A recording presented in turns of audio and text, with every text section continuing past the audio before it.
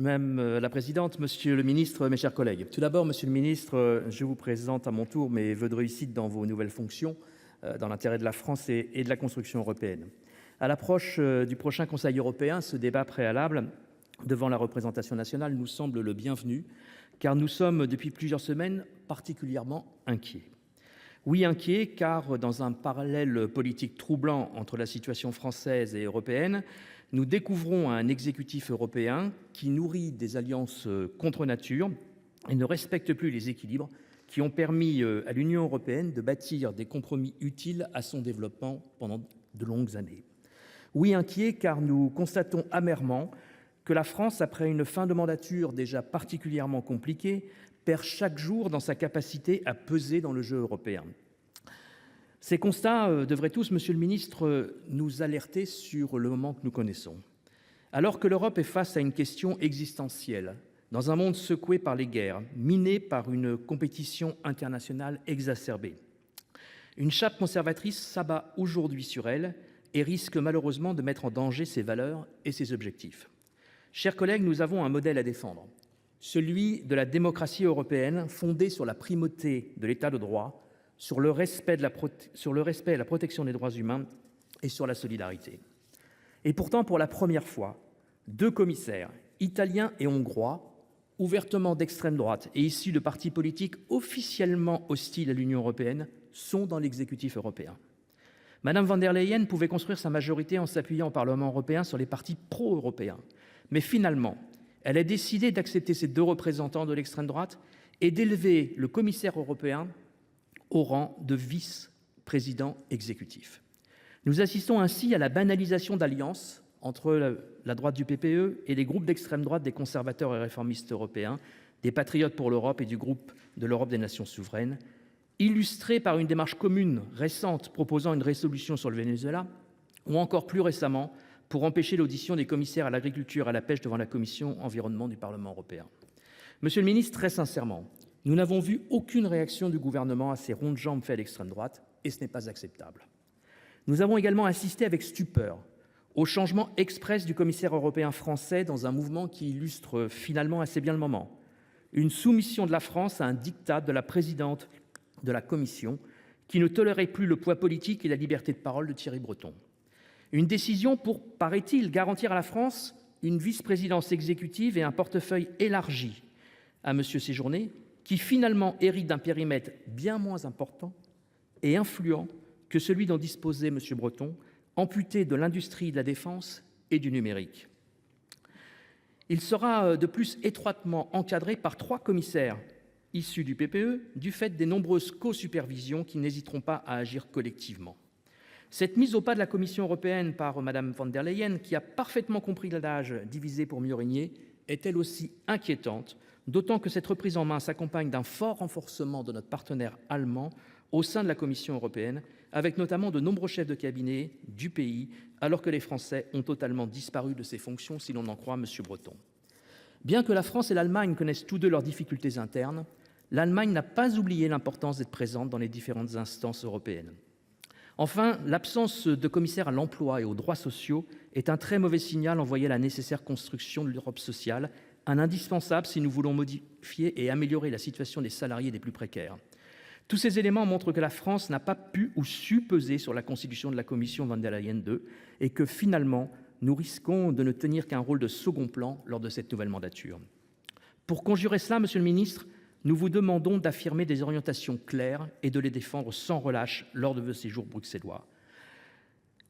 Nous ne transigerons pas sur ce que nous pensons devoir être les priorités des politiques européennes pour les années à venir.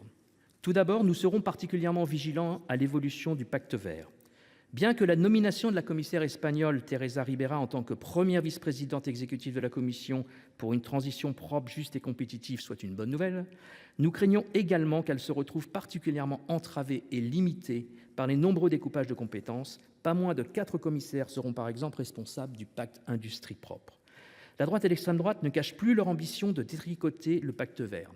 Allègement des contraintes environnementales de la PAC, contestation de la directive sur la restauration de la nature, recul sur la diminution de l'utilisation des pesticides, recul sur la directive déforestation, remise en cause de la fin des moteurs thermiques en 2035, transformation du pacte vert en pacte propre pour certains et relecture de la lutte contre le dérèglement climatique via le prisme de la compétitivité.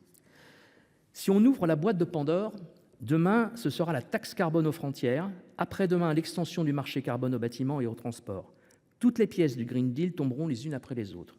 Cette inquiétude que je partage est celle de Pascal Canfin, député européen Renew, proche du président de la République.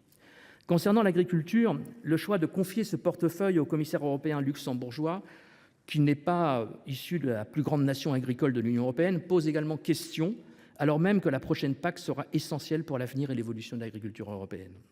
Rappelons que la Cour des comptes européenne a récemment reconnu que les plans stratégiques nationaux de la PAC ne permettaient aucunement de répondre aux objectifs fixés par le Pacte vert.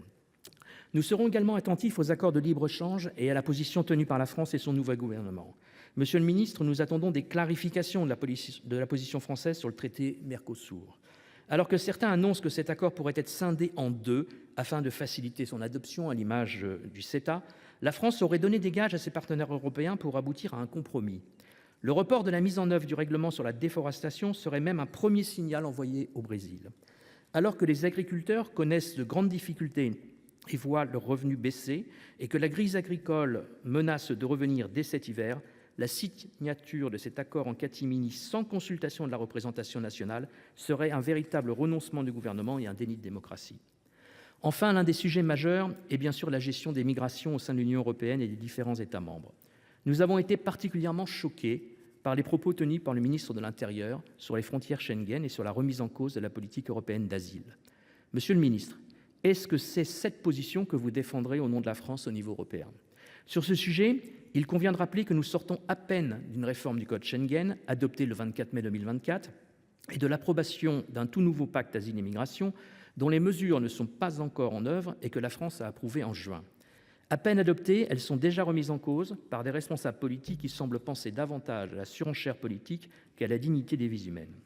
Alors que plus de 50% des frontières de Schengen sont déjà concernées par des contrôles temporaires, nous assistons à une politique migratoire européenne où chaque État membre fait ce qu'il veut sans respecter les cadres édictés. Nous constatons notamment une fuite en avant sur le sujet de l'externalisation des procédures de traitement des migrants, où les conditions d'accueil et le respect des droits des demandeurs d'asile et des migrants passent au second plan. Pour notre part, nous plaidons pour une profonde révision de la politique migratoire européenne. La création de voies légales et sécurisées de migration, par l'organisation de conditions de réadmission dans le cadre d'accords bilatéraux, par l'arrêt de l'externalisation de nos politiques migratoires, par le développement des compétences de l'Agence européenne pour l'asile pour qu'elle assure une meilleure gestion des demandes, tout en réformant en profondeur la gouvernance de Frontex. Vous l'aurez compris, Monsieur le Ministre, sur ce sujet-là, nous serons très attentifs à votre action au nom de la France, pays qui se doit de défendre une politique humaniste et solidaire conforme à son histoire. Nous ne doutons pas de votre connaissance des dossiers européens et de celle du Premier ministre, mais nous n'oublions pas les déclarations de M. Barnier sur la remise en cause de la primauté du droit européen sur le droit national, auquel, vous le savez, nous ne souscrivons pas. Pour conclure, des négociations très importantes pour l'avenir de l'Union européenne et pour notre avenir sont devant nous. Quel soutien supplémentaire à l'Ukraine pour faire mieux que résister, mais gagner ? Quel cadre financier pluriannuel pour répondre aux défis de la compétition mondiale et au changement de paradigme climatique ? Avec quelles ressources ? Avec quelle volonté de mobilisation de l'épargne des Européens et de levée d'emprunts mutualisés ? Comment et à quel rythme répondre aux attentes légitimes des peuples ukrainiens, moldaves, géorgiens et ceux des Balkans occidentaux de rejoindre l'Union européenne et de les soustraire à l'influence russe ? Comment défendre l'état de droit, la démocratie, les droits humains à l'intérieur de l'Union européenne, aujourd'hui remis en cause par plusieurs gouvernements illibéraux, et promouvoir ce modèle à l'extérieur quand les tentations autoritaires se multiplient ? Nous vous demandons, Monsieur le Ministre, et au gouvernement, de défendre et de poursuivre le projet européen. Nous sommes inquiets, oui, mais nous restons pleinement combatifs et vigilants pour vous rappeler vos responsabilités, vous aiguillonner et contre les décisions que vous prendrez. J'entends vos propos et je salue votre optimisme. Ceci étant, le résultat des élections au Parlement européen atteste d'une poussée très forte de l'extrême droite et d'une modification des rapports de force à la fois au sein du Parlement, mais aussi au Conseil. La victoire de l'extrême droite en Autriche en atteste encore, et à la Commission, avec près de 15 commissaires du PPE.